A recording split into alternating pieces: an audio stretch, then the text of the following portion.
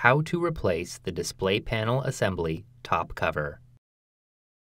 Before you begin, remove the service door, battery, 2.5-inch storage drive assembly, wireless WAN module, optical drive, base enclosure, right fan and left fan.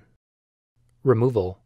Grasp the top cover near the display panel hinges and open it approximately 90 degrees. While supporting the top cover, remove the three 6mm P1 Phillips head screws that secure the left display panel hinge to the top cover. Remove the three 6mm P1 Phillips head screws that secure the right display panel hinge to the top cover. Slide the alignment pins on the top cover out of the display panel hinges and remove the top cover. Note: before installing a new top cover, remove all components from the old top cover and install them onto the new top cover. Reverse this procedure to install the display panel assembly or top cover.